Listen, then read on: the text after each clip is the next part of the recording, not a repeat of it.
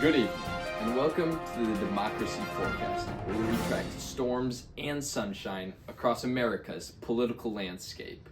Tonight's forecast is doomed, with a strong chance of democratic instability unless we make some serious changes. Let's dive in. We're seeing warning signs of division across the map, from coastal polarization to a stalled Congress system in the Capitol, and a massive underrepresentation cold front hanging over the entire country, as you can see here. These aren't just scattered showers, they're structural patterns, and they're here to stay unless we change some things. Let's go to our underrepresentation cold front. Now, the U.S. House of Representatives has had 435 seats since 1929, but back then our population was only 120 million. Now it is over 330 million people. That's a lot more than back the last time we changed the amount of representatives. This means that for every one representative, there is 760,000 people that they represent, which is much more than ever before and much more than other democracies. The House hasn't grown in nearly 100 years. No wonder it feels like your voice is frozen out.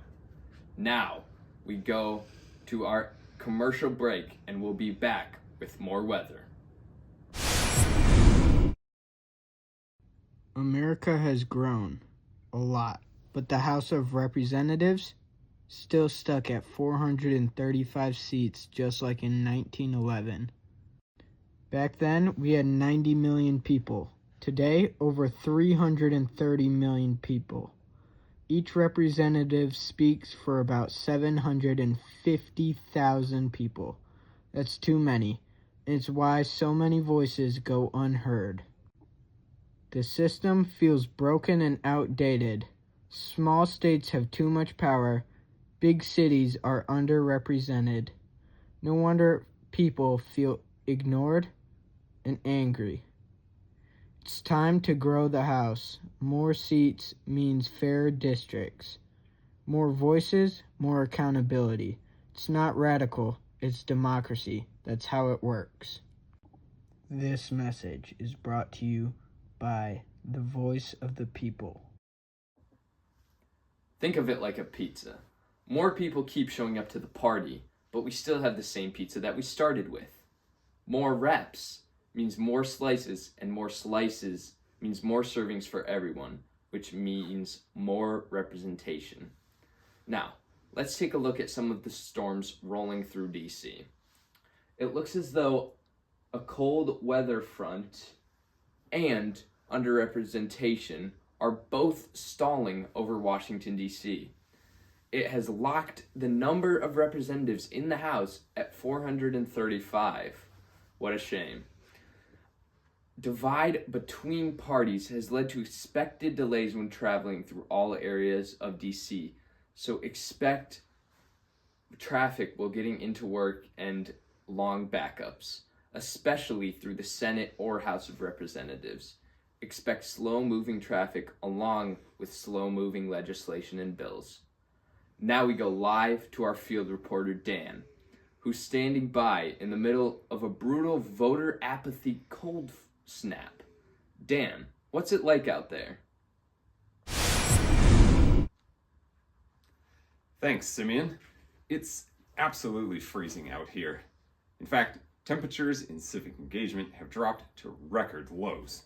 We're seeing almost no turnout, with most voters staying home due to apathy chills and wind gusts.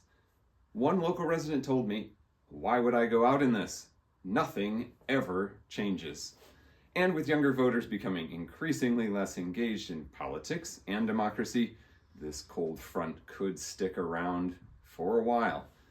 If this cold front continues, we could see long-term damage to trust in elections. Back to you, Simeon. Stay warm out there, Dan. And folks, if you're heading to the polls, wear layers. It's cold when democracy stops moving. Let's get back to the weather. A thick fog of disinformation is rolling from online platforms. Visibility of facts is limited, and it's getting harder to tell the truth from fiction. Use caution while scrolling. Fact check umbrellas are advised. And you can see where that's hitting around the country. Alright, but in good news, a promising representation reform front is forming, with calls to increase the number of House seats is gaining momentum. If the House grew in proportion to the population, democracy could feel a lot less stormy and a lot more sunny. The weekend looks optimistic, with reforms on the table and public engagement growing. There's a chance we could restore balance and give democracy the climate it needs to survive. So what's our forecasted solution? Add more reps to the House. It's constitutional, it's proportional, and it gives everyone a more equal voice. Is democracy doomed? Only if we let it be. From all of us here at the Democracy Forecast, I'm Simeon. Stay informed, stay involved, and stay ready for civic weather.